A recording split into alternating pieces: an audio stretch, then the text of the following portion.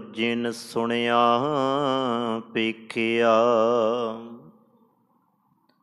ਸੇ ਫਿਰ ਗਰਭਾਸ ਨ ਪਰਿਆਰੇ। ਗਿਆਨ ਧਿਆਨ ਕਿਛ ਕਰਮ ਨ ਜਾਣਾ। ਪਾਰ ਨ ਜਾਣਾ ਤੇਰੀ।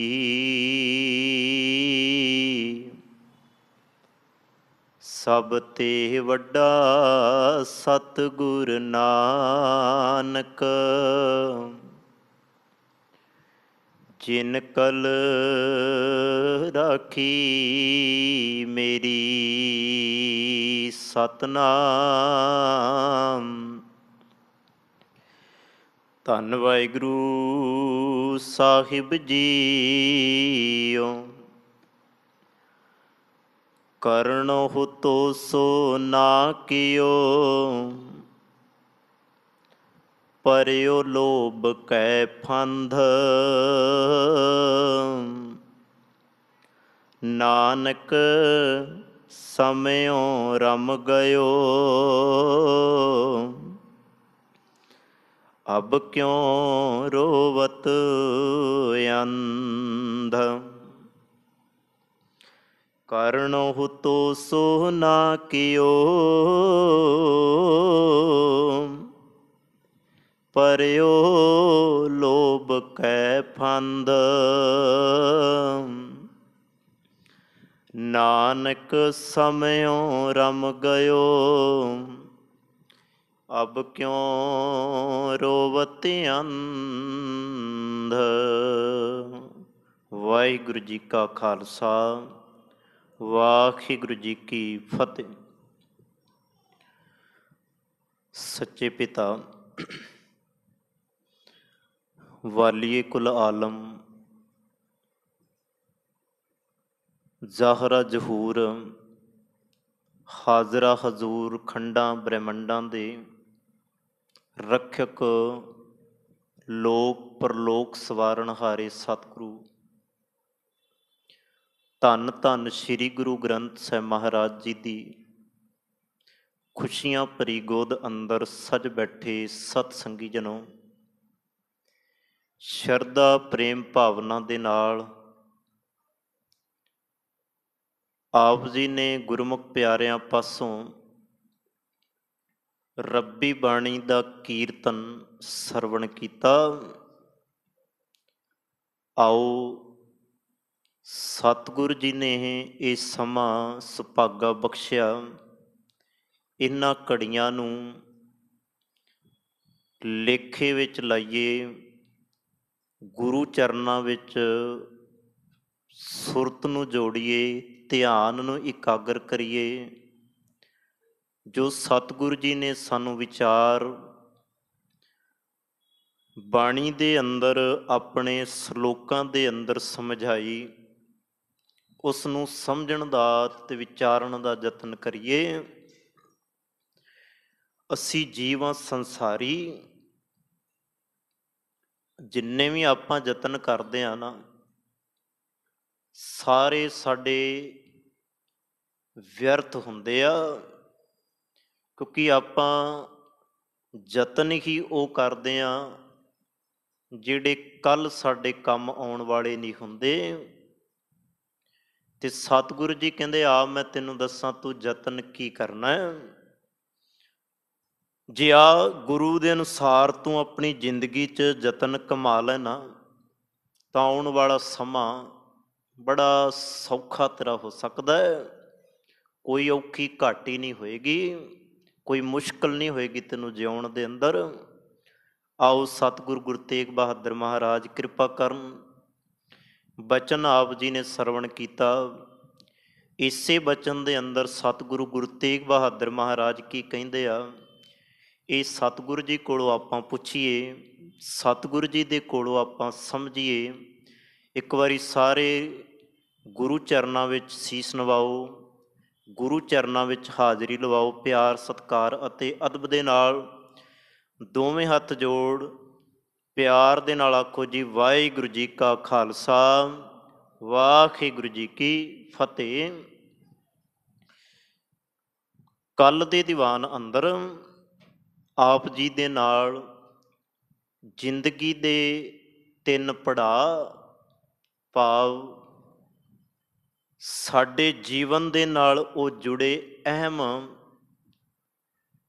3 ਹਿੱਸੇ ਆਪਾਂ ਜ਼ਿੰਦਗੀ ਦੇ ਵਿਚਾਰੇ, ਜਿਹਦੇ ਅੰਦਰ ਬਾਲ ਅਵਸਥਾ, ਜਵਾਨੀ ਦੀ ਅਵਸਥਾ ਤੇ ਬੁਢੇਪੇ ਦੀ ਅਵਸਥਾ। ਸਤਿਗੁਰੂ ਜੀ ਨੇ ਇਹ ਵੀ ਨਾਲ ਕਹਿ ਦਿੱਤਾ ਕਿ ਵੀ ਭਜਨ ਤੋਂ ਬਿਨਾਂ, ਬੰਦਗੀ ਤੋਂ ਬਿਨਾਂ ਤਿੰਨੇ ਹੀ ਵਿਅਰਥ ਨੇ। ਜੇ ਰੱਬ ਯਾਦ ਨਹੀਂ, ਨਿਰੰਕਾਰ ਯਾਦ ਨਹੀਂ, ਫਿਰ ਮਤਾ ਜਾਣੀ ਕਿ ਤੂੰ ਬਚਪਨ ਜੀਵਿਆ, ਜਵਾਨੀ ਮਾਣੀ, ਬੁਢੇਪੇ ਵਿੱਚ ਤੂੰ ਗਿਆ, ਫਿਰ ਸਤਿਗੁਰੂ ਜੀ ਕਹਿੰਦੇ ਆ ਕੱਖ ਵੀ ਨਹੀਂ ਕੀਤਾ। ਅੱਜ ਦੇ ਪਾਵਨ ਬਚਨ ਦੇ ਅੰਦਰ ਸਤਿਗੁਰੂ ਜੀ ਕਿਰਪਾ ਕਰਦੇ ਆ, ਕਰਨੋ ਹੁਤੋਸੋ ਨਾ ਕੀਓ ਪਰਿਓ ਲੋਭ ਕੈ ਫੰਦ, ਨਾਨਕ ਸਮਿਓ ਰਮ ਗਇਓ ਅਬ ਕਿਉਂ ਰੋਵਤ ਅੰਧ। ਧਿਆਨ ਦਿਓ, ਸਤਿਗੁਰੂ ਜੀ ਨੇ ਅੱਜ ਦੇ ਪਾਵਨ ਬਚਨ ਦੇ ਅੰਦਰ ਲੋਭ ਦੀ ਗੱਲ ਕੀਤੀ। 5 ਵਿਕਾਰ ਨੇ ਜਿਨ੍ਹਾਂ ਦੇ ਬਾਰੇ ਬਾਣੀ ਵਿੱਚ ਤੁਸੀਂ ਪੜ੍ਹਦੇ ਹੋ, ਕਾਮ, ਕ੍ਰੋਧ, ਲੋਭ, ਮੋਹ, ਅਹੰਕਾਰਾ। ਤੇ ਇਹ 5 ਹੀ ਸਾਡੀ ਜ਼ਿੰਦਗੀ ਦੇ ਨਾਲ ਜੁੜੇ ਹੋਏ ਆ। ਤੇ ਕਿੰਨੀ ਕਮਾਲ ਦੀ ਇੱਕ ਗੱਲ, ਅੱਜ ਇਹਨਾਂ ਬਚਨਾਂ ਨੂੰ ਜਦੋਂ ਮੈਂ ਵੇਖਦਾ ਸੀ, ਇਹਨਾਂ ਸ਼ਬਦਾਂ ਨੂੰ, ਇਹਨਾਂ ਸ਼ਬਦਾਂ ਦੇ ਵਿਚਕਾਰ 2 ਨੂੰ ਇੱਕ ਪਾਸੇ ਕਰ ਲਓ ਤੇ 2 ਨੂੰ ਇੱਕ ਪਾਸੇ ਕਰ ਲਓ, ਵਿਚਕਾਰ ਲੋਭ ਹੁੰਦਾ। ਜਿਵੇਂ ਸਤਿਗੁਰੂ ਜੀ ਨੇ ਕਾਮ ਦੇ ਨਾਲ ਕ੍ਰੋਧ ਨੂੰ ਜੋੜਿਆ, ਵਿਚਕਾਰ ਆ ਗਿਆ ਲੋਭ। ਕਾਮ, ਕ੍ਰੋਧ ਅਰ ਲੋਭ, ਮੋਹ, ਅਹੰਕਾਰ, ਤੇ ਮੋਹ ਤੇ ਅਹੰਕਾਰ ਨੂੰ ਵਿਚਕਾਰ ਲੋਭ ਪਾ ਦਿੱਤਾ। ਲੋਭ ਇੱਧਰ ਵੀ ਜੁੜ ਗਿਆ, ਹੁਣ ਉੱਧਰ ਵੀ ਜੁੜ ਗਿਆ। ਹਰੇਕ ਚੀਜ਼ ਦੇ ਅੰਦਰ ਲੋਭ, ਲਾਲਚ ਛੁਪਿਆ ਹੋਇਆ। ਕੋਈ ਵੀ ਵਾਸ਼ਨਾ ਹੋਵੇ, ਕੋਈ ਵੀ ਵਿਕਾਰ ਹੋਵੇ। ਤੇ ਲੋਭ ਦੇ ਜਿਹੜੇ ਅਰਥ ਨੇ, ਭਾਈ ਕਾਨ੍ਹ ਸਿੰਘ ਨਾਭਾ ਨੇ ਬੜੇ ਕਮਾਲ ਦੇ ਕੀਤੇ ਹੋਏ ਆ। ਜਦੋਂ ਤੁਸੀਂ ਮਹਾਨ ਕੋਸ਼ ਪੜ੍ਹਦੇ ਹੋ, ਜੇ ਤੁਹਾਡੀ ਪੜ੍ਹਨ ਵਿੱਚ ਰੁਚੀ ਹੈ, ਜੇ ਤੁਸੀਂ ਉਹਨੂੰ ਚੰਗਾ ਸਮਝਦੇ ਹੋ ਪੜ੍ਹਨ ਨੂੰ, ਤਾਂ ਕਦੀ ਕਿਤੇ ਮਹਾਨ ਕੋਸ਼ ਤੁਹਾਨੂੰ ਮਿਲ ਜਾਏ ਤੇ ਉਹਨੂੰ ਪੜ੍ਹਿਓ ਜ਼ਰੂਰ। ਪੜ੍ਹਨ ਵਾਲਾ ਉਹਦੇ ਅੰਦਰ ਉਸ ਵਿਦਵਾਨ ਨੇ ਬੜੇ ਕਮਾਲ ਦੇ ਲੋਭ ਦੇ ਅਰਥ ਕੀਤੇ ਆ। ਉਹ ਕਹਿੰਦੇ ਆ ਲੋਭ ਕੀ ਹੁੰਦਾ? ਲੋਭ ਕੱਲਾ ਪੈਸੇ ਨਾਲ ਹੀ ਨਾ ਜੋੜੀਏ। ਆਪਾਂ ਸਿਰਫ ਲੋਭ ਨੂੰ ਪੈਸੇ ਨਾਲ ਜੋੜਿਆ, ਧਨ ਨਾਲ, ਦੌਲਤ ਨਾਲ ਜੋੜਿਆ, ਪਰ ਨਹੀਂ। ਉੱਥੇ ਵਿਦਵਾਨ ਸੱਜਣਾਂ ਦਾ ਮੰਨਣਾ ਹੈ, ਭਾਈ ਕਾਨ੍ਹ ਸਿੰਘ ਨਾਭਾ ਵਰਗਿਆਂ ਦਾ, ਕਹਿੰਦੇ ਲੋਭ ਕੀ ਹੈ? ਰਿਸ਼ਵਤ ਦੇ ਰੂਪ ਦੇ ਵਿੱਚ ਵੀ ਲਾਲਚ ਹੋ ਸਕਦਾ ਹੈ, ਲੋਭ ਹੋ ਸਕਦਾ ਹੈ। ਠੱਗੀਆਂ, ਚੋਰੀਆਂ, ਹਾਲਾਂਕਿ ਇੱਥੋਂ ਤੱਕ ਕਹਿੰਦੇ ਆ, ਘਰ ਦੇ ਅੰਦਰ ਲਾਲਚ ਵਸ ਆ ਕੇ ਬੰਦਾ ਘਰਦਿਆਂ ਦੇ ਨਾਲ ਹੀ ਜਦੋਂ ਭੈੜੇ ਕਰਮ ਕਰਨ ਲੱਗਦਾ ਨਾ, ਭੈੜੇ ਵਰਤਾਅ ਕਰਨ ਲੱਗ ਜਾਏ, ਉੱਥੇ ਵੀ ਕਈ ਵਾਰ ਲੋਭ ਹੀ ਕੰਮ ਕਰਦਾ। ਲਾਲਚ ਵਿੱਚ ਆ ਕੇ ਭਰਾ ਨੇ ਭਰਾ ਦਾ ਕਤਲ ਕਰ ਦਿੱਤਾ। ਲਾਲਚ ਵਿੱਚ ਆ ਕੇ ਜਿਨ੍ਹਾਂ ਨੇ ਜਨਮ ਦਿੱਤਾ ਉਹਨਾਂ ਦੇ ਨਾਲ ਧੋਖਾ ਕਰ ਦਿੱਤਾ। ਪਤੀ ਪਤਨੀ ਨੇ, ਜਿੱਥੇ ਲੋਭ ਆ ਗਿਆ, ਲਾਲਚ ਆ ਗਿਆ, ਉੱਥੇ ਪਤੀ ਪਤਨੀ ਦਾ ਆਪਸੀ ਪ੍ਰੇਮ ਪਿਆਰ ਵਿੱਚ ਫੁੱਟ ਪੈ ਗਈ। ਇਸ ਤਰ੍ਹਾਂ ਲੋਭ ਜਿਹੜਾ ਹੈ ਉਹ ਹਰੇਕ ਦੀ ਜ਼ਿੰਦਗੀ ਦੇ ਅੰਦਰ ਇਸ ਤਰ੍ਹਾਂ ਕੰਮ ਕਰਦਾ। ਲੋਭ ਕੱਲਾ ਪੈਸਾ ਹੀ ਨਹੀਂ, ਸੋ ਇਹਨੂੰ ਧਿਆਨ ਨਾਲ ਸਮਝਿਓ। ਸਤਿਗੁਰੂ ਜੀ ਦੀ ਬਾਣੀ ਦੇ ਅੰਦਰ ਜਦੋਂ ਲੋਭ ਦੀ ਗੱਲ ਆਪਾਂ ਪੜ੍ਹਦੇ ਹਾਂ, ਤੇ ਅਨੇਕਾਂ ਉਦਾਹਰਨਾਂ ਨੇ। ਸਤਿਗੁਰੂ ਜੀ ਨੇ ਲੋਭੀ ਬੰਦੇ ਨੂੰ ਕੁੱਤੇ ਨਾਲ ਵੀ ਤੁਲਨਾ ਦਿੱਤੀ। ਮੈਨੂੰ ਮਾਫ ਕਰ ਦਿਓ ਕਿ ਸਤਿਗੁਰੂ ਜੀ ਦੀ ਬਾਣੀ ਦੇ ਬਚਨ ਨੇ, ਮੇਰਾ ਆਪਣਾ ਕੋਈ ਖਿਆਲ ਨਹੀਂ, ਕਿਉਂਕਿ ਜਿੰਨੇ ਵੀ ਖਿਆਲਾਤ ਨੇ ਸਾਰੇ ਬਾਣੀ ਦੇ ਨੇ। ਤੇ ਬਾਣੀ ਐਸਾ ਵੀ ਕੋਈ ਬਚਨ ਨਹੀਂ ਕਰਦੀ ਜਿਹੜਾ ਸਾਡੀ ਸਮਝ ਤੋਂ ਬਾਹਰ ਨਾ ਹੋਵੇ। ਹਾਂ, ਅਸੀਂ ਆਪ ਨਹੀਂ ਸਮਝਣਾ ਚਾਹੁੰਦੇ, ਉਹ ਗੱਲ ਵੱਖਰੀ ਹੈ। ਤੁਸੀਂ ਸਹਿਜ ਪਾਠ ਕਰੋ, ਬਾਣੀ ਪੜ੍ਹੋ, ਤੁਹਾਡੇ ਅੱਗੇ ਬਚਨ ਆ ਜਾਣਗੇ। ਸੁਰ ਵਿਚਾਰ ਸਤਿਗੁਰ ਜੀ ਨੇ ਜਦੋਂ ਲੋਭੀ ਬੰਦੇ ਦੀ ਗੱਲ ਕੀਤੀ ਹੈ ਨਾ, ਤੇ ਸਤਿਗੁਰੂ ਜੀ ਕਹਿੰਦੇ ਲੋਭੀ ਬੰਦਾ ਤੇ ਇੱਕ ਕੁੱਤੇ ਦੀ ਤਰ੍ਹਾਂ ਹਰਕਾਇਆ ਹੋਇਆ ਹੁੰਦਾ। ਲੋਭੀ ਜੰਤ ਨ ਭਾਵਈ, ਭਖ ਅਭਖ ਸਭ ਖਾਏ। ਸਤਿਗੁਰੂ ਜੀ ਕਹਿੰਦੇ ਜਦੋਂ ਲੋਭੀ ਵੱਲ ਵੇਖੇਗਾ ਨਾ, ਲੋਭੀ ਬੰਦੇ ਜਿਹੜਾ ਹੈ ਉਹਨੂੰ ਕੁਝ ਵੀ ਚੰਗਾ ਨਹੀਂ ਲੱਗਦਾ। ਭਾਵ ਕਿਸੇ ਨੂੰ ਵੇਖ ਕੇ ਅੰਦਰੋਂ ਅੰਦਰ ਹੀ ਉਹ ਜਲ ਰਿਹਾ, ਤੜਫ ਰਿਹਾ। ਇਹਦਾ ਮਤਲਬ ਹੈ ਕਿ ਵੀ ਨਾਲ ਦਾ ਉਹਨੂੰ ਚੰਗਾ ਨਹੀਂ ਲੱਗ ਰਿਹਾ। ਇਸੇ ਤਰ੍ਹਾਂ ਜਿਵੇਂ ਬਾਣੀ ਵਿੱਚ ਉਦਾਹਰਨ ਦਿੱਤੀ ਹੈ ਨਾ ਕੁੱਤੇ ਦੀ, ਕਹਿੰਦੇ ਇੱਕ ਮੁਹੱਲੇ ਦਾ ਤੁਸੀਂ ਵੇਖ ਸਕਦੇ ਹੋ, ਫਤਿਹ ਨਗਰ ਦੇ ਅੰਦਰ ਆਪਾਂ ਵੇਖਦੇ ਹਾਂ, ਉਧਰ ਦੇ ਮੁਹੱਲੇ ਦੇ ਕੁੱਤੇ ਉਧਰ ਦੇ ਵਾਲੇ ਨੂੰ ਇੱਧਰ ਵੜਨ ਨਹੀਂ ਦਿੰਦੇ, ਨਾਲੇ ਉਹਨੂੰ ਭੌਂਕਦੇ ਆ। ਤੇ ਉਧਰ ਦੇ ਜਿਹੜੇ ਆ ਇੱਧਰ ਦੇ ਉਧਰ ਚਲੇ ਜਾਣ ਤੇ ਉਹਨਾਂ ਨੂੰ ਉਹ ਵੜਨ ਨਹੀਂ ਦਿੰਦੇ। ਇਹ ਕਹਾਣੀ ਹੈ ਕੁੱਤਿਆਂ ਦਾ, ਕੁੱਤਿਆਂ ਦੇ ਵਿੱਚ ਆਪਸੀ ਤਾਲਮੇਲ ਨਹੀਂ ਹੈ। ਤੇ ਆਪ ਅੰਦਾਜ਼ਾ ਲਾਓ ਕਿ ਵੀ ਸਤਿਗੁਰੂ ਜੀ ਤਾਂ ਬੰਦੇ ਦੀ ਗੱਲ ਕਰ ਰਹੇ ਆ, ਸਤਿਗੁਰੂ ਜੀ ਤਾਂ ਇਨਸਾਨ ਦੀ ਗੱਲ ਕਰ ਰਹੇ ਆ, ਮਨੁੱਖ ਦੀ ਗੱਲ ਕਰ ਰਹੇ ਆ। ਤੇ ਸਤਿਗੁਰੂ ਜੀ ਕਹਿੰਦੇ ਕਈ ਵਾਰ ਜਦੋਂ ਮੈਂ ਮਨੁੱਖ ਦੀ ਜ਼ਿੰਦਗੀ ਵੱਲ ਵੇਖਦਾ, ਮਨੁੱਖ ਦੀ ਵੀ ਹਾਲਤ ਮੈਨੂੰ ਇਸੇ ਤਰ੍ਹਾਂ ਲੱਗਦੀ ਹੈ। ਇਹਦਾ ਗਵਾਂਢੀ ਥੋੜ੍ਹਾ ਜਿਹਾ ਸਿਰ ਚੁੱਕੇ ਇੰਨਾ ਲੋਭੀ ਹੋ ਜਾਂਦਾ ਹੈ, ਸਤਿਗੁਰੂ ਜੀ ਕਹਿੰਦੇ ਇੰਨਾ ਲਾਲਚੀ ਹੋ ਜਾਂਦਾ ਹੈ, ਕਈ ਵਾਰ ਉਹਨੂੰ ਮਾਰਨ ਤੱਕ ਵੀ ਚਲਾ ਜਾਂਦਾ ਹੈ। ਇਹ ਕਹਾਣੀਆਂ ਨੇ। ਤਾਂ ਹੀ ਸਤਿਗੁਰੂ ਜੀ ਕਹਿੰਦੇ ਆ ਬਾਣੀ ਦੇ ਅੰਦਰ ਇੱਕ ਹੋਰ ਬਚਨ ਹੈ, ਲੋਭੀ ਕਾ ਵਿਸਾਹ ਨਾ ਕੀਜੈ ਜੇ ਕਾ ਪਾਰ ਵਸਾਏ। ਇਹ ਬਚਨ ਨੂੰ ਖਿਆਲ ਵਿੱਚ ਰੱਖੋ, ਬੜਾ ਕਮਾਲ ਦਾ ਬਚਨ ਹੈ। ਕਹਿੰਦੇ ਲੋਭੀ ਬੰਦੇ ਦਾ ਵਿਸਾਹ ਨਾ ਕਰੀ।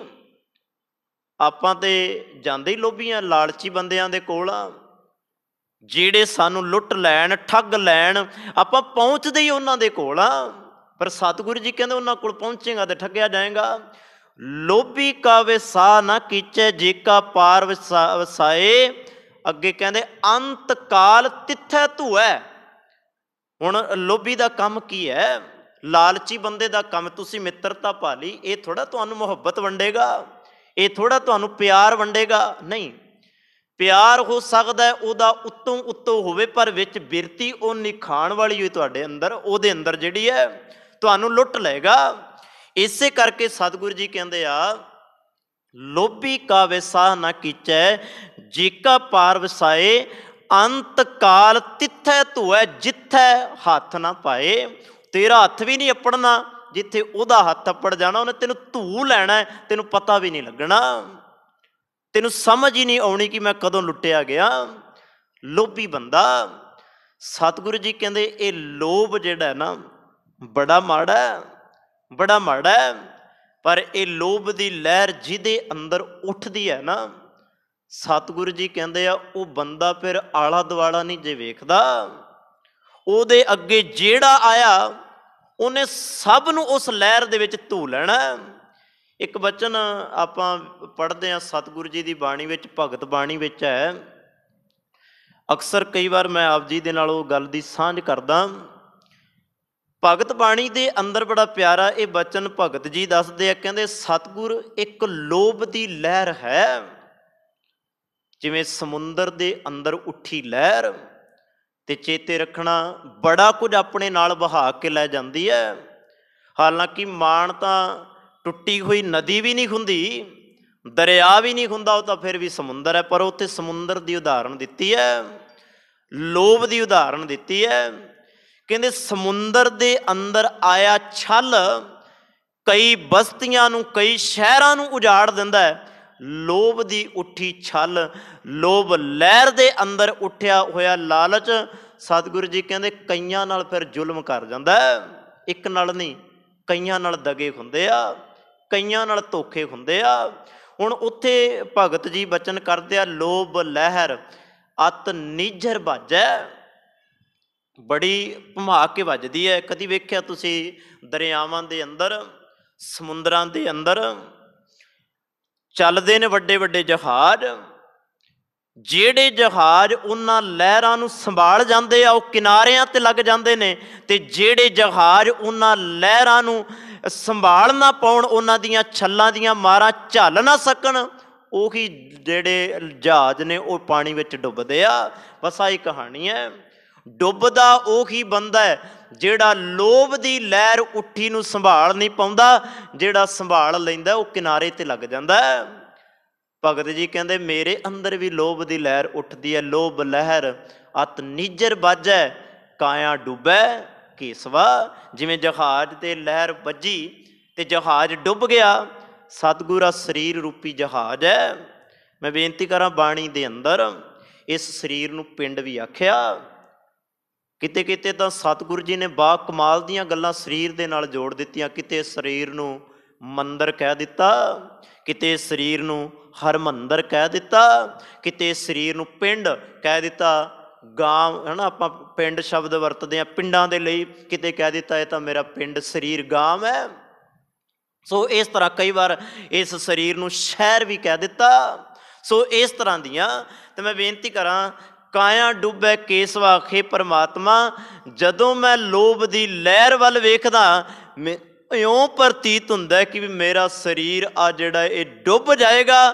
ਕਿਰਪਾ ਕਰ, ਮੈਨੂੰ ਇਹਨਾਂ ਲਹਿਰਾਂ ਵਿੱਚੋਂ ਨਿਕਲਣਾ ਨਹੀਂ ਆਉਂਦਾ। ਤਾਪ ਸਤਿਗੁਰੂ ਜੀ ਕਹਿੰਦੇ ਸੰਸਾਰ ਸਮੁੰਦੇ ਤਾਰ ਗੋਬਿੰਦੇ, ਤਰਨ ਵਾਲਾ ਹੀ ਤਾਰ ਸਕਦਾ ਜੀ।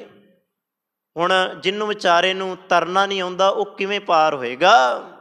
ਉਹ ਤਾਂ ਵਿਚਾਰਾ ਆਲਾ ਦੁਆਲਾ ਵੇਖੇਗਾ ਨਾ ਕਿ ਵੀ ਮੇਰੇ ਨਾਲ ਬਣਦਾ ਕੀ ਹੈ।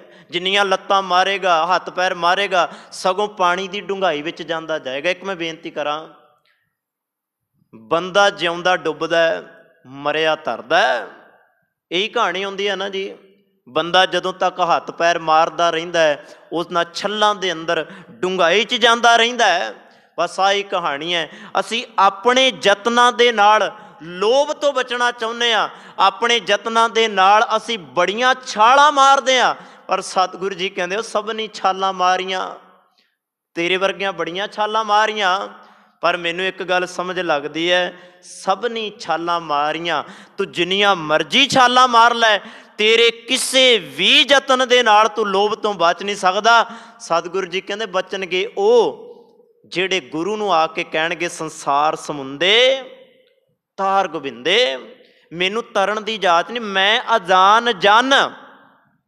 ਆਪਾਂ ਬਚਨ ਵਿਚਾਰਦੇ ਹਾਂ, ਆਪਾਂ ਬਚਨ ਪੜ੍ਹਦੇ ਹਾਂ, ਪਰ ਕਦੀ ਮਨ ਵਿੱਚ ਇਹੋ ਜਿਹਾ ਫੁਰਨਾ ਆਇਆ ਕਿ ਕਿਤੇ ਮੈਂ ਵੀ ਸਤਿਗੁਰੂ ਨੂੰ ਆ ਕੇ ਕਹਿ ਦਾਂ ਸਤਿਗੁਰੂ ਜੀ ਮੈਂ ਵੀ ਤਾਂ ਸੰਸਾਰ ਦੇ ਲੋਭ ਵਿੱਚ ਹੀ ਤੁਰਿਆ ਫਿਰਦਾ, ਆ ਰੋਜ਼ ਛੱਲਾਂ ਲਾਲਚ ਦੀਆਂ, ਠੱਗੀਆਂ ਦੀਆਂ, ਚੋਰੀਆਂ ਦੀਆਂ, ਰਿਸ਼ਵਤਾਂ ਦੀਆਂ ਮੇਰੇ ਨਾਲ ਰੋਜ਼ ਟਕਰਾਉਂਦੀਆਂ, ਮੈਂ ਰੋਜ਼ ਇਹਨਾਂ ਲਹਿਰਾਂ ਦੇ ਵਿੱਚ ਵੱਜਦਾ। ਦਾਤਿਆ ਇਹਨਾਂ ਲਹਿਰਾਂ ਤੋਂ ਮੈਂ ਕਿਵੇਂ ਬਚਾਂ? ਹਾਰ ਕੇ ਮੈਂ ਉਹਨਾਂ 'ਚ ਫਸ ਜਾਣਾ। ਕਿਰਪਾ ਕਰ ਸੰਸਾਰ ਸਮੁੰਦੇ ਤਾਰ ਗੋਬਿੰਦੇ, ਮੈਂ ਅਜਾਨ ਜਾਨਾ ਤਰ ਬਿਨਾ ਜਾਨੋ, ਬਾਪ ਬੀਠੁਲਾ, ਹੇ ਮੇਰੇ ਪਿਤਾ, ਹੇ ਮੇਰੇ ਬਾਪ, ਮੇਰੇ 'ਤੇ ਕਿਰਪਾ ਕਰ, ਮੈਂ ਡੁੱਬਣਾ ਨਹੀਂ ਚਾਹੁੰਦਾ, ਮੈਂ ਤਰਨਾ ਚਾਹੁੰਦਾ। ਇਹ ਆਪਾਂ ਵੀ ਗੁਰੂ ਨੂੰ ਕਹਿਣਾ। ਅਤੇ ਇੱਥੇ ਸਤਿਗੁਰੂ ਗੁਰੂ ਤੇਗ ਬਹਾਦਰ ਮਹਾਰਾਜ ਜੀ ਕਹਿੰਦੇ ਆ ਲੋਭ ਜਿਹੜਾ ਨਾ ਉਹ ਬੜਾ ਮਾੜਾ ਹੈ। ਹੁਣ ਬੰਦਾ ਲੋਭੀ ਜਿਹੜਾ ਹੈ, ਥੋੜ੍ਹਾ ਜਿਹਾ ਆਪਾਂ ਇਸ ਪਾਸੇ ਵੀ ਖਿਆਲ ਕਰੀਏ, ਲੋਭੀ ਬੰਦਾ ਕਿਸੇ ਦੇ ਨਾਲ ਪਿਆਰ ਨਹੀਂ ਪਾ ਸਕਦਾ। ਇਹ ਬੇਨਤੀ ਧਿਆਨ, ਭਾਵੇਂ ਕੋਈ ਮਿੱਤਰ ਹੋਵੇ, ਭਾਵੇਂ ਕੋਈ ਸਕਾ ਖੂਨ ਦਾ ਰਿਸ਼ਤਾ ਹੀ ਕਿਉਂ ਨਾ ਹੋਵੇ, ਚੇਤੇ ਰੱਖਣਾ, ਭਾਵੇਂ ਖੂਨ ਦਾ ਰਿਸ਼ਤਾ ਹੀ ਕਿਉਂ ਨਾ ਹੋਵੇ, ਲੋਭ ਜਿਹਦੇ ਅੰਦਰ ਆ ਗਿਆ, ਚੇਤੇ ਰੱਖਣਾ ਆਪਣੇ ਖੂਨ ਦੇ ਰਿਸ਼ਤਿਆਂ ਨੂੰ ਵੀ ਨਹੀਂ ਵੇਖਣਾ, ਉਹਨੇ ਸਭ ਨੂੰ ਖਤਮ ਹੀ ਕਰ ਦੇਣਾ। ਇੱਕ ਮੈਂ ਬੇਨਤੀ ਇਤਿਹਾਸ ਵਿੱਚੋਂ ਕਰਾਂ ਆਪ ਜੀ ਦੇ ਨਾਲ ਸਾਂਝੀ। ਇਤਿਹਾਸ ਵਿੱਚੋਂ ਕਿ ਵੀ ਕਿਸੇ ਨੇ ਆਪਣੀ ਕਿਤਾਬ ਦੇ ਅੰਦਰ ਬੜੀ ਇੱਕ ਕਮਾਲ ਦੀ ਗਾਥਾ ਲਿਖੀ। ਕਹਿੰਦੇ ਚਾਰ ਚੋਰ, ਚਾਰ ਜਾਣੇ, ਇੱਕ ਮਹਿਲ ਨੂੰ ਲੁੱਟਿਆ, ਉਹਨਾਂ ਨੇ ਚੋਰੀ ਕੀਤੀ, ਕਾਫੀ ਧਨ ਦੌਲਤ ਉਹਨਾਂ ਨੇ ਬੰਨ ਲਿਆ।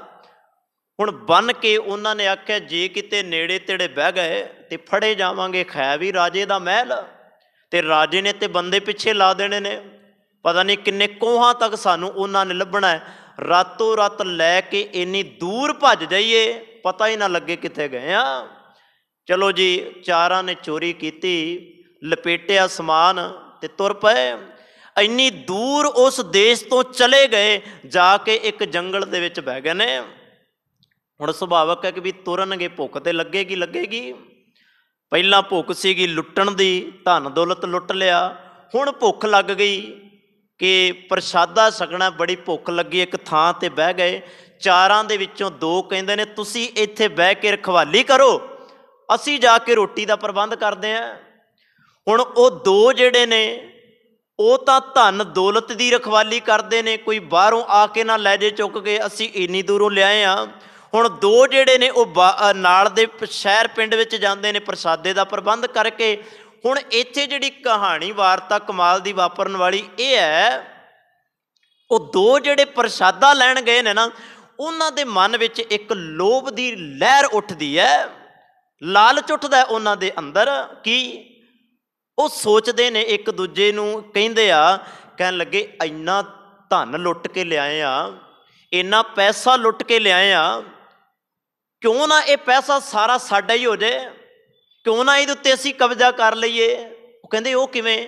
ਕਹਿਣ ਲੱਗੇ ਰੋਟੀ ਆਪ ਤੇ ਖਾ ਲਈਏ, ਪਰ ਜਿਹੜੀ ਉਹਨਾਂ ਵਾਸਤੇ ਲੈ ਕੇ ਜਾਣੀ ਉਹਦੇ ਵਿੱਚ ਜ਼ਹਿਰ ਮਿਲਾ ਦੇਣਾ, ਦੋਵੇਂ ਮਰ ਜਾਣਗੇ, ਪੈਸਾ ਸਾਡਾ ਹੋ ਜਾਏਗਾ, ਪੈਸਾ ਸਾਡਾ ਹੋ ਜਾਏਗਾ। ਹੁਣ ਚਲੋ ਜੀ, ਉਹਨਾਂ ਨੇ ਰੋਟੀ ਵਿੱਚ ਜੋ ਵੀ ਹੋਇਆ ਉਹਨਾਂ ਨੇ ਕਰ ਲਿਆ। ਅੱਗੋਂ ਉਹ ਜਿਹੜੇ ਨੇ ਉਹ ਵੀ ਹੋਰ ਸਕੀਮਾਂ ਲਾ ਕੇ ਬੈਠੇ ਨੇ। ਉਹ ਇਹ ਸਕੀਮ ਲਾ ਕੇ ਬੈਠੇ ਆ, ਜਿਹੋ ਜੀ ਉਹਨਾਂ ਸਕੀਮ ਲਾਈ, ਕਿਉਂ ਨਾ ਆਉਣ, ਇਹ ਸਾਰੀ ਦੌਲਤ ਦੋਵਾਂ ਦੇ ਹਿੱਸੇ ਸਾਡੇ ਆ ਜਾਏ, ਅਸੀਂ ਉਹਨਾਂ ਨੂੰ ਆਉਂਦਿਆਂ ਮਾਰ ਦਈਏ। ਉਹਨਾਂ ਨੇ ਗੱਲਾਂ ਵਿੱਚ ਆ ਕੇ ਉਲਝਾ ਕੇ ਉਹ ਜਿਹੜੇ ਰੋਟੀ ਲੈ ਕੇ ਆਏ ਸਨ ਉਹਨਾਂ ਦੋਵਾਂ ਨੂੰ ਮਾਰ ਦਿੱਤਾ। ਹੁਣ ਭੁੱਖ ਤਾਂ ਉਹਨਾਂ ਨੂੰ ਵੀ ਲੱਗੀ ਸੀ, ਉਹਨਾਂ ਨੇ ਰੋਟੀ ਖਾ ਲਈ, ਉਹ ਵੀ ਦੋਵੇਂ ਮਰ ਗਏ। ਲੋਭੀ ਬੰਦਾ ਆਪ ਤਾਂ ਮਰਦਾ ਹੀ ਮਰਦਾ, ਦੂਜਿਆਂ ਨੂੰ ਵੀ ਨਾਲ ਲੈ ਕੇ ਮਰਦਾ। ਇਹ ਬੇਨਤੀ ਧਿਆਨ ਨਾਲ ਸੁਣਿਓ, ਆਪ ਤੇ ਮਰੇਗਾ ਹੀ ਮਰੇਗਾ, ਪਰ ਦੂਜਿਆਂ ਨੂੰ ਵੀ ਨਾਲ ਲੈ ਕੇ ਮਰੇਗਾ। ਇਸੇ ਕਰਕੇ ਸਤਿਗੁਰੂ ਜੀ ਕਹਿੰਦੇ ਆ, ਲਾਲਚ ਬੜੀ ਬੁਰੀ ਬਲਾ ਹੈ। ਕਿਸੇ ਵੇਲੇ ਸਕੂਲਾਂ 'ਚ ਪੜ੍ਹਦੇ ਹੁੰਦੇ ਸੀਗੇ, ਕਿਤਾਬਾਂ 'ਚ ਇੱਕ ਤੁਰਦਾ ਹੁੰਦਾ ਸੀ ਇਸ ਤਰ੍ਹਾਂ ਹੀ ਪ੍ਰਸੰਗ, ਉਹਦੇ ਵਿੱਚ ਲਾਲਚ ਬੁਰੀ ਬਲਾ ਹੈ, ਅਤੇ ਉਹਦੇ 'ਚ ਇੱਕ ਕਹਾਣੀ ਵੀ ਸੁਣਾਈ ਜਾਂਦੀ ਸੀ। ਚਲੋ ਮੈਂ ਆਪ ਜੀ ਦੇ ਨਾਲ ਸਾਂਝੀ ਨਹੀਂ ਕਰਨੀ, ਫਿਰ ਇੱਕ ਸਿਰਫ ਇਤਿਹਾਸ ਦੇ ਵਿੱਚੋਂ ਮੈਂ ਗਾਥਾ ਜ਼ਰੂਰ ਤੁਹਾਡੇ ਨਾਲ ਸਾਂਝੀ ਕਰਾਂਗਾ। ਸਿਰਫ ਲੋਭ ਤੇ ਲਾਲਚੀ ਬੰਦਾ, ਚੇਤੇ ਰੱਖਣਾ, ਕਿੱਥੋਂ ਤੱਕ ਡਿੱਗ ਜਾਂਦਾ ਹੈ। ਲੋਭੀ ਬੰਦਾ ਕਿੱਥੋਂ ਤੱਕ ਡਿੱਗ ਜਾਂਦਾ ਹੈ, ਇਹਦਾ ਅਹਿਸਾਸ ਦੂਜੇ ਨੂੰ ਨਹੀਂ ਹੁੰਦਾ।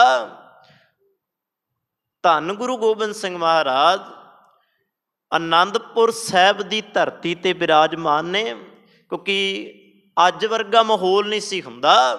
ਅੱਜ ਤੇ ਚਲੋ ਘਰ ਹੀ ਘਰ, ਸ਼ਹਿਰ ਹੀ ਸ਼ਹਿਰ ਨਜ਼ਰ ਆਉਂਦੇ ਆ। ਉਦੋਂ ਇੱਕ ਛੋਟਾ ਜਿਹਾ ਪਿੰਡ ਹੁੰਦਾ ਸੀ। ਮੈਂ ਬੇਨਤੀ ਕਰਾਂ, ਸਤਿਗੁਰੂ ਜੀ ਦੇ ਸਮੇਂ ਦੀ ਗੱਲ ਕਰ ਲਈਏ ਆਪਾਂ, ਜਾਂ ਅੱਜ ਤੋਂ 40 50 60 ਸਾਲ ਪਹਿਲਾਂ ਦੀ ਗੱਲ ਕਰ ਲਈਏ, ਉਦੋਂ ਵੀ ਇੰਨਾ ਨਹੀਂ ਹੋਣਾ। ਹੁਣ ਤਾਂ ਵਾਹਦਾ ਫੇਮਸ ਹੋ ਗਿਆ ਨਾ, ਅਨੰਦਪੁਰ ਸਾਹਿਬ ਘਰ ਹੀ ਘਰ ਬਣ ਗਏ। ਪਹਿਲਾਂ ਖੁੱਲ੍ਹੀਆਂ ਪਹਾੜੀਆਂ, ਸਤਲੁਜ ਦਰਿਆ ਨਜ਼ਰ ਆਉਂਦਾ ਹੁੰਦਾ ਸੀ, ਪਰ ਹੁਣ ਉਹ ਕਹਾਣੀ ਨਹੀਂ। ਧੰਨ ਗੁਰੂ ਗੋਬਿੰਦ ਸਿੰਘ ਮਹਾਰਾਜ ਅਨੰਦਪੁਰ ਸਾਹਿਬ ਦੀ ਧਰਤੀ 'ਤੇ ਬਿਰਾਜਮਾਨ ਨੇ। ਗੁਰੂ ਘਰ ਦੇ ਵਿੱਚ ਇੱਕ ਖਿਡਾਵਾ, ਗੁਰੂ ਘਰ ਦੇ ਵਿੱਚ ਇੱਕ ਖਿਡਾਵਾ ਜਿਹਦਾ ਕੰਮ ਸੀ ਸਾਹਿਬਜ਼ਾਦਿਆਂ ਨੂੰ ਖਿਡਾਉਣਾ, ਭਾਵ ਉਹਦੀ ਡਿਊਟੀ ਲੱਗੀ ਸੀ ਸਾਹਿਬਜ਼ਾਦਿਆਂ ਨੂੰ ਤੂੰ ਖਿਡਾਉਣਾ ਹੈ। ਤੇ ਉਸੇ ਪਿੰਡ ਵਿੱਚ ਰਹਿਣ ਵਾਲਾ ਇੱਕ ਭਾਈ ਮਾਲਾ ਸਿੰਘ, ਭਾਈ ਮਾਲਾ ਜੀ ਕਹਿ ਲਈਏ, ਕਹਿੰਦੇ ਕਿ ਵੀ ਉਹ ਹੁਣ ਉਹ ਇੱਕ ਸ਼ਾਹੂਕਾਰ ਹੈ, ਭਾਵ ਉਹਦਾ ਕੰਮ ਹੈ ਪੈਸਾ ਲੈਣਾ ਤੇ ਦੇਣਾ। ਅੱਜ ਦੇ ਹਿਸਾਬ ਨਾਲ ਕਹਿ ਲਈਏ ਕਿ ਵੀ ਜਿਹੜਾ ਵਿਆਜੀ ਪੈਸੇ ਦਿੰਦਾ ਉਹਨੂੰ ਕਹਿੰਦੇ ਆ ਸ਼ਾਹੂਕਾਰ ਹੋ ਗਿਆ, ਭਾਵ ਪੈਸੇ ਵਾਲਾ ਹੋ ਗਿਆ।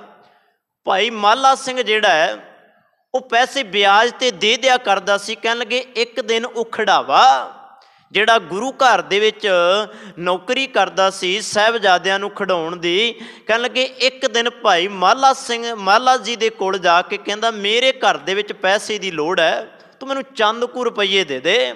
ਉਹਨੇ ਆਖਿਆ, ਬਿਠਾਇਆ ਕੋਲ, ਉਹਨੇ ਆਖਿਆ ਕਿ ਵੀ ਤੂੰ ਗੁਰੂ ਗੋਬਿੰਦ ਸਿੰਘ ਮਹਾਰਾਜ ਦੇ ਘਰ ਦੀ ਸੇਵਾ ਕਰਦਾ ਹੈ, ਬੇਸ਼ ਵਿਸ਼ਵਾਸਾ ਤੇ ਤੂੰ ਹੋ ਨਹੀਂ ਸਕਦਾ। ਵਿਸ਼ਵਾਸ ਕਰਕੇ ਉਹਨੇ ਪੈਸੇ ਦੇ ਦਿੱਤੇ। ਸੁਭਾਵਿਕ ਗੱਲ ਹੈ ਕਿ ਵੀ ਅੱਜ ਤੁਸੀਂ ਕਿਸੇ ਦੇ ਦਰ ਤੇ ਗਏ ਹੋ ਮੰਗਣ, ਕਿਸੇ ਤੁਹਾਨੂੰ ਲੋੜ ਪੈ ਗਈ, ਕੱਲ ਨੂੰ ਉਹਨੂੰ ਲੋੜ ਪੈਗੀ, ਉਹ ਵੀ ਤਾਂ ਤੁਹਾਡੇ ਦਰ ਤੇ ਆਏਗਾ ਹੀ ਨਾ। ਹੁਣ ਇਸ ਤਰ੍ਹਾਂ ਹੀ ਹੋਇਆ।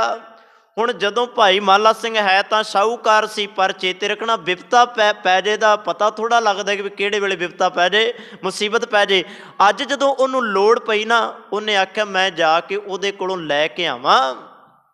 ਉਹਨੂੰ ਦਿੱਤੇ ਆ, ਲੈਣ ਗਿਆ। ਧੰਨ ਗੁਰੂ ਗੋਬਿੰਦ ਸਿੰਘ ਮਹਾਰਾਜ ਜੀ ਜਿੱਥੇ ਬਿਰਾਜਮਾਨ ਨੇ, ਉਹ ਵੀ ਥਾਂ ਕੋਈ ਦੂਰ ਨਹੀਂ ਸੀ। ਸਤਿਗੁਰੂ ਜੀ ਉਸ ਵੇਲੇ ਇਤਿਹਾਸ ਕਹਿੰਦਾ ਛੱਤ ਦੇ ਉੱਤੇ ਮੰਜਾ ਢਾ ਕੇ ਬੈਠੇ ਆਪਣੇ ਪਰਿਵਾਰ ਦੇ ਨਾਲ, ਤੇ ਇੱਧਰ ਭਾਈ ਮਾਲਾ ਸਿੰਘ ਉਸ ਖਿਡਾਵੇ ਦੇ ਕੋਲੋਂ ਪੈਸੇ ਲੈਣ ਆਉਂਦਾ। ਤੇ ਜਦੋਂ ਪੈਸੇ ਲੈਣ ਆਇਆ ਤੇ ਉਹਨੇ ਆਖਿਆ ਭਾਈ ਮੈਨੂੰ ਪੈਸੇ ਦੇ, ਮੈਨੂੰ ਲੋੜ ਹੈ। ਤੇ ਅੱਗੋਂ ਉਹ ਖਿਡਾਵਾ ਕਹਿਣ ਲੱਗਾ ਕਿ ਵੀ ਸਿੱਖ ਨੂੰ ਦੇ ਕੇ ਵਾਪਸ ਥੋੜ੍ਹਾ ਮੰਗਦਾ ਹੁੰਦਾ। ਉਹਨੇ ਅੱਗੋਂ ਆਪਣੇ ਕੋਲੋਂ ਗੱਲ ਬਣਾ ਲਈ ਵੀ ਸਿੱਖ ਨੂੰ ਦੇ ਕੇ ਮੰਗਦਾ ਥੋੜ੍ਹਾ ਹੁੰਦਾ। ਉਹ ਕਹਿੰਦਾ ਨਹੀਂ, ਮੈਂ ਤੈਨੂੰ ਉਧਾਰੇ ਦਿੱਤੇ ਸੀ, ਮੈਂ ਤੇ ਤੋਂ ਵਾਪਸ ਲੈਣੇ ਆ। ਕਹਿਣ ਲੱਗਾ ਨਹੀਂ, ਨਾ ਤੇ ਮੈਂ ਤੈਨੂੰ ਵਾਪਸ ਦੇਣੇ ਆ ਤੇ ਨਾ ਹੀ ਤੂੰ ਇੱਥੋਂ ਲੈ ਕੇ ਜਾਣੇ ਆ, ਇਹ ਤਾਂ ਹੁਣ ਹਜਮ ਹੋ ਗਿਆ, ਇਹ ਨਹੀਂ ਤੈਨੂੰ ਮਿਲਣੇ। ਹੁਣ ਉਹ ਕਹਿੰਦਾ ਕਿ ਵੀ ਕਮਾਲ ਦਾ ਬੰਦਾ, ਪਹਿਲਾਂ ਤਰਲੇ ਕਰਦਾ ਸੀ, ਹੁਣ ਇਹ ਮੇਰੇ ਪੈਸੇ ਵਾਪਸ ਨਹੀਂ ਕਰਦਾ। ਹੁਣ ਉਹਨੇ ਜਿਹੜਾ ਖਿਡਾਵਾ ਸੀ ਉਹ ਮੁੱਕਰ ਗਿਆ ਜੀ ਪੈਸੇ ਦੇਣ ਤੋਂ, ਭਾਵ ਉਹਦੇ ਅੰਦਰ ਲੋਭ ਆ ਗਿਆ ਨਾ, ਲਾਲਚ ਆ ਗਿਆ, ਲਾਲਚੀ ਬਣ ਗਿਆ ਕਿ ਵੀ ਹੁਣ ਮੈਂ ਕਿਉਂ ਦਿਆਂ, ਲੈ ਤੇ ਲਏ ਨੇ, ਹੁਣ ਕਿਉਂ ਦਿਆਂ। ਕਹਿੰਦੇ ਉਸੇ ਹੀ ਨਾਲ ਦੀ ਛੱਤ ਤੇ ਧੰਨ ਗੁਰੂ ਗੋਬਿੰਦ ਸਿੰਘ ਮਹਾਰਾਜ ਜੀ ਸਾਰਾ ਕੁਝ ਸੁਣਦੇ ਪਏ ਸਨ। ਸਾਰਾ ਕੁਝ ਜਦੋਂ ਉਹਨਾਂ ਸੁਣਿਆ, ਦੋਵਾਂ ਦੀ ਆਪਸੀ ਬੜੀ ਬਹਿਸ ਹੋ ਰਹੀ ਹੈ। ਇੱਕ ਆਵਾਜ਼ ਪੈਂਦੀ ਹੈ ਖਿਡਾਵੇ ਨੂੰ, ਕਹਿਣ ਲੱਗੇ ਸਿੰਘਾ ਉਹਨੇ ਤੂੰ ਉਹਦੇ ਕੋਲੋਂ ਪੈਸੇ ਲਏ ਆ, ਉਧਾਰੇ ਲਏ ਆ, ਪਰ ਇੰਨਾ ਲਾਲਚੀ ਨਾ ਬਣ, ਇੰਨਾ ਲੋਭੀ ਨਾ ਬਣ, ਉਹਦੇ ਪੈਸੇ ਵਾਪਸ ਕਰ ਦੇ। ਇੱਕ ਗੱਲ ਚੇਤੇ ਰੱਖ, ਹੱਕ ਪਰਾਇਆ ਨਾਨਕਾ ਉਸ ਸੂਵਰ ਉਸ ਗਾਏ, ਲਾਲਚ ਨਾ ਕਰ, ਲੋਭੀ ਨਾ ਬਣ। ਜਦੋਂ ਆਵਾਜ਼ ਕੰਨਾਂ ਵਿੱਚ ਪੈਂਦੀ ਹੈ, ਉਹੀ ਖਿਡਾਵਾ ਉਸ ਭਾਈ ਮਾਲਾ ਜੀ ਨੂੰ ਕਹਿਣ ਲੱਗਾ ਭਾਈ ਕੱਲ੍ਹ ਸਵੇਰੇ ਆ ਕੇ ਆਪਣੇ ਪੈਸੇ ਲੈ ਜੀ। ਗੁਰੂ ਦੇ ਚਰਨਾਂ ਤੱਕ ਇਹ ਆਵਾਜ਼ ਪਹੁੰਚ ਗਈ ਸਾਡੀ। ਭਾਵ ਇਹ ਹੈ ਕਿ ਵੀ ਲੋਭੀ ਬੰਦੇ ਨੂੰ ਜਿੰਨਾ ਦੇ ਦਿਓਗੇ ਨਾ, ਲਾਲਚੀ ਬੰਦਾ ਭਾਵੇਂ ਤੁਹਾਡੇ ਕੋਲੋਂ ਲੈ ਲੈ, ਮਤਾਂ ਇਹ ਕੱਲ੍ਹ ਨੂੰ ਸੋਚੋ ਕਿ ਵੀ ਤੁਹਾਨੂੰ ਵਾਪਸ ਦੇ ਦੇਗਾ, ਬੜਾ ਵਕਤ ਪਾ ਦੇਗਾ ਤੁਹਾਡੇ ਲਈ। ਇਸੇ ਕਰਕੇ ਸਤਿਗੁਰੂ ਜੀ ਕਹਿੰਦੇ ਆ ਇਹੋ ਜਿਹੇ ਸਾਕਤ ਬੰਦੇ ਕੋਲੋਂ ਦੂਰ ਰਹਿਣਾ ਚਾਹੀਦਾ। ਇਸੇ ਕਰਕੇ ਸਤਿਗੁਰੂ ਜੀ ਦੀ ਬਚਨ ਆਪਾਂ ਪੜ੍ਹਦੇ ਹਾਂ, ਸਾਕਤ ਸੰਗ ਨਾ ਕੀਜੀਐ, ਦੂਰੈ ਜਾਈਐ ਭਾਗ, ਦੂਰੋਂ ਭੱਜ ਜਾਣਾ ਚਾਹੀਦਾ। ਤੇ ਅੱਗੇ ਸਤਿਗੁਰੂ ਜੀ ਕਹਿੰਦੇ ਆ ਲੋਭ ਜਿਹੜਾ ਨਾ, ਲਾਲਚ ਜਿਹੜਾ ਭਾਈ ਉਹ ਬੜੀ ਬੁਰੀ ਬਲਾ ਹੈ। ਇਸ ਕਰਕੇ ਲੋਭੀ ਬੰਦੇ ਤੋਂ ਹਮੇਸ਼ਾ ਬਚ ਕੇ ਰਹੀਏ। ਹੁਣ ਪਹਿਲੀਆਂ ਤੁਕਾਂ ਮੈਂ ਆਪ ਜੀ ਦੇ ਨਾਲ ਸਾਂਝੀ ਗੱਲ ਇੱਥੋਂ ਕੀਤੀ, ਕਰਨੋ ਹੁਤੋ ਸੋ ਨਾ ਕੀਓ ਪਰਿਓ ਲੋਭ ਕੈ ਫੰਦ, ਲੋਭ ਲਾਲਚ ਦੇ ਵਸ ਪੈ ਗਿਆ। ਹੁਣ ਪਹਿਲੀਆਂ ਤੁਕਾਂ ਵੱਲ ਆਓ, ਕਰਨੋ ਹੁਤੋ ਸੋ ਨਾ ਕੀਓ, ਇਹਨਾਂ ਨੂੰ ਧਿਆਨ ਨਾਲ ਸੁਣਿਓ। ਇਹਦੇ ਭਾਵ ਅਰਥ ਪਹਿਲਾਂ ਆਪਾਂ ਵਿਚਾਰ ਲਈਏ। ਕਰਨੋ ਹੁਤੋ ਦਾ ਅਰਥ ਹੁੰਦਾ ਜੀ ਜੋ ਕੁਝ ਕਰਨਾ ਸੀ ਸੋ ਦਾ ਅਰਥ ਹੈ ਉਹ ਕੰਮ ਤੂੰ ਕੀਤੇ ਹੀ ਨਹੀਂ। ਹੁਣ ਥੋੜ੍ਹਾ ਜਿਹਾ ਧੰਨ ਗੁਰੂ ਗ੍ਰੰਥ ਸਾਹਿਬ ਮਹਾਰਾਜ ਜੀ ਦੀ ਬਾਣੀ, ਅਸਲ ਵਿੱਚ ਕਰਨਾ ਕੀ ਸੀ, ਆਪਾਂ ਕਰ ਕੀ ਆਪਾਂ ਬੈਠੇ। ਕੱਲ੍ਹ ਵੀ ਮੈਂ ਸ਼ਾਮੀ ਤੁਹਾਡੇ ਨਾਲ ਇੱਕ ਗੱਲ ਸਾਂਝੀ ਕੀਤੀ ਸੀ, ਪਛਤਾਵੇ ਦੇ ਵਿੱਚੋਂ ਸਬਕ ਨਿਕਲਦਾ। ਇੱਕ ਗੱਲ ਇਹ ਧਿਆਨ ਰੱਖਿਓ, ਪਛਤਾਵੇ ਵਿੱਚੋਂ ਹਮੇਸ਼ਾ ਸਬਕ ਨਿਕਲਦਾ ਹੈ। ਜੇ ਆਪਾਂ ਸਬਕ ਨਾ ਸਿੱਖੀਏ ਫਿਰ ਉਹਦੇ ਵਿੱਚੋਂ ਪਛਤਾਵੇ ਨਿਕਲਦੇ ਆ। ਬਸ ਆਹੀ ਕਹਾਣੀ ਹੈ। ਕਰਨੋ ਹੁਤੋ ਸੋ ਨਾ ਕੀਓ। ਅੱਜ ਸਾਡੇ ਕੋਲ ਪਛਤਾਵਾ ਤਾਂ ਹੈ ਕਿਉਂਕਿ ਅਸੀਂ ਆਪਣੇ ਬੀਤ ਚੁੱਕੇ ਸਮੇਂ ਦੇ ਵਿੱਚੋਂ ਕੋਈ ਚੰਗਾ ਸਬਕ ਨਹੀਂ ਸਿੱਖਿਆ। ਇੱਕ ਬੇਨਤੀ ਹੋਰ ਸੁਣਾ, ਜਿਹੜਾ ਬੰਦਾ ਅੱਜ ਵੇਖਦੇ ਨਾ, ਜਿਹੜਾ ਬੰਦਾ ਸਿਰੀਆਂ ਚੁੱਕ ਕੇ ਹਰੇਕ ਗੱਲ ਵੱਲ ਧਿਆਨ ਦਿੰਦਾ, ਆਹ ਨਹੀਂ ਠੀਕ, ਉਹ ਨਹੀਂ ਠੀਕ, ਆਹ ਨਹੀਂ ਚੰਗਾ, ਉਹ ਨਹੀਂ ਚੰਗਾ, ਮੇਰਾ ਖਿਆਲ ਕਈ ਵਾਰ ਉਸ ਬੰਦੇ ਪ੍ਰਤੀ ਪਤਾ ਕੀ ਹੁੰਦਾ ਹੈ, ਮਾਫ਼ ਕਰਨਾ, ਉਸ ਬੰਦੇ ਪ੍ਰਤੀ ਮੇਰਾ ਖਿਆਲ ਇਹ ਹੈ, ਉਹ ਬੰਦਾ ਆਪਣੀ ਜ਼ਿੰਦਗੀ ਵਿੱਚ ਆਪ ਕਾਮਯਾਬ ਨਹੀਂ ਹੋਇਆ ਹੁੰਦਾ, ਆਪ ਉਹਨੇ ਜ਼ਿੰਦਗੀ ਵਿੱਚ ਕੁਝ ਹਾਸਲ ਨਹੀਂ ਕੀਤਾ ਹੁੰਦਾ, ਕੁਝ ਸਿੱਖਿਆ ਨਹੀਂ ਹੁੰਦਾ, ਤੇ ਜਿਹੜੇ ਸਿੱਖੇ ਹੋਏ ਆ ਉਹਨਾਂ ਨੂੰ ਉਹ ਸਿਖਾਉਣ ਦੇ ਲਈ ਤੁਰਿਆ ਹੁੰਦਾ। ਇਹ ਬੇਨਤੀ ਧਿਆਨ ਨਾਲ ਸੁਣਿਓ। ਜਿਹੜੇ ਬੰਦੇ ਆਪਣੀ ਜ਼ਿੰਦਗੀ ਤੋਂ ਹਾਰ ਚੁੱਕੇ ਆ, ਟੁੱਟ ਚੁੱਕੇ ਆ, ਉਹ ਕੀ ਬੰਦੇ ਕਿਸੇ ਤੇ ਤਾਨਾ ਕੱਸਦੇ ਆ, ਕਿਉਂਕਿ ਉਹਨਾਂ ਨੇ ਆਪ ਕੁਝ ਨਹੀਂ ਕੀਤਾ ਹੁੰਦਾ। ਇਹ ਤਾਂ ਗੱਲ ਇਹ ਹੋ ਗਈ, ਆਪ ਨਾ ਦੇ ਚੁਰੂ ਭਰ ਪਾਣੀ ਤੇ ਨਿੰਦੈ ਜਿਨ ਗੰਗਾ ਆਨੀ। ਉਹਨਾਂ ਦਾ ਕੰਮ ਸਿਰਫ ਆ ਹੈ। ਸੋ ਮੈਂ ਬੇਨਤੀ ਕਰਾਂ, ਕਰਨੋ ਹੁਤੋ ਸੋ ਨਾ ਕੀਓ, ਪਰਿਓ ਲੋਭ ਕੈ ਫੰਦ। ਕਰਨੋ ਹੁਤੋ ਕੀ ਕਰਨਾ ਸੀ, ਕੀ ਕਰ ਬੈਠੇ। ਸਤਿਗੁਰੂ ਜੀ ਦੀ ਬਾਣੀ ਵਿੱਚੋਂ ਸਤਿਗੁਰੂ ਜੀ ਕਹਿੰਦੇ, ਆਹ ਧਿਆਨ ਨਾਲ ਸੁਣ, ਬੇੜਾ ਬੰਦ ਨਾ ਸਕਿਓ, ਕਰਨੋ ਹੁਤੋ ਸੋ ਨਾ ਕੀਓ। ਬੇੜਾ ਬੰਦ ਨਾ ਸਕਿਓ, ਬੰਧਨ ਕੀ ਵੇਲਾ।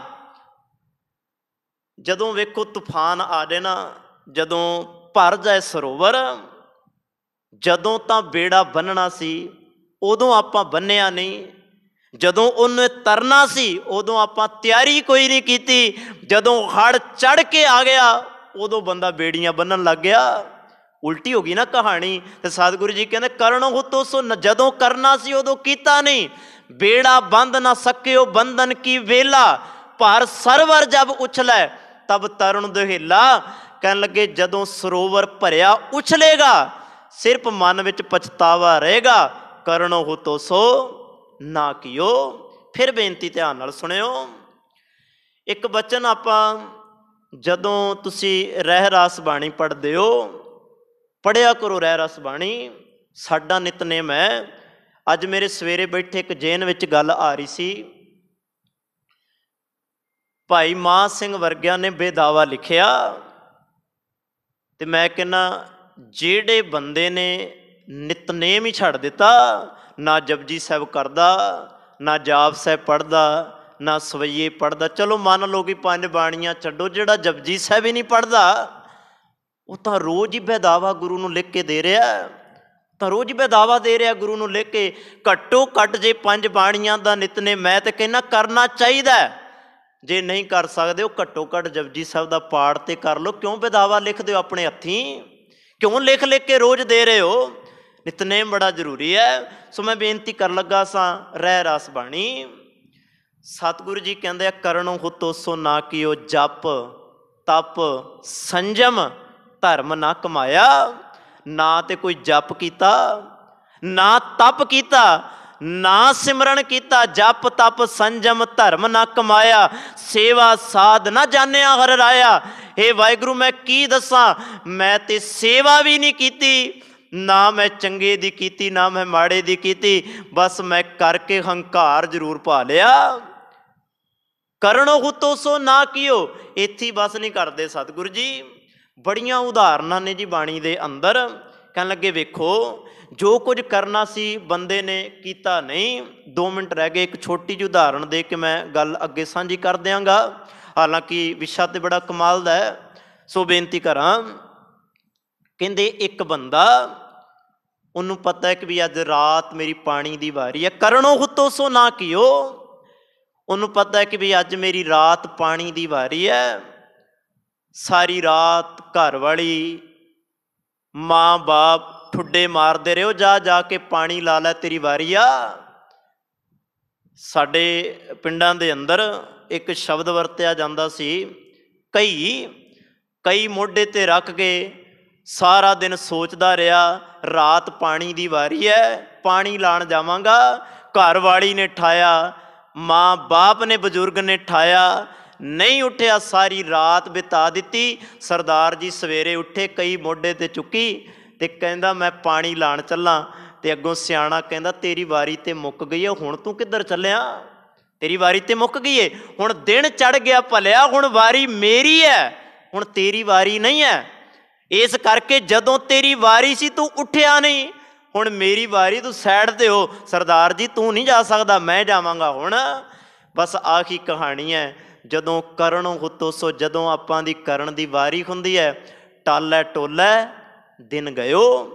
ਟਾਲ ਟੋਲ ਕਰਦਿਆਂ ਸਾਡਾ ਦਿਨ ਲਗਾ ਜਾਂਦਾ ਹੈ, ਟਾਲ ਟੋਲ ਕਰਦਿਆਂ ਸਾਡੀ ਰਾਤ ਲੰਘ ਜਾਂਦੀ ਹੈ। ਜਦੋਂ ਰਾਤ ਵੀ ਚਲਾ ਜਾਂਦਾ, ਦਿਨ ਵੀ ਚਲਾ ਜਾਂਦਾ, ਉਦੋਂ ਸਰਦਾਰ ਜੀ ਉੱਠਦੇ ਨੇ ਕਿ ਮੈਂ ਹੁਣ ਹੀ ਕਰ ਲਾਂ।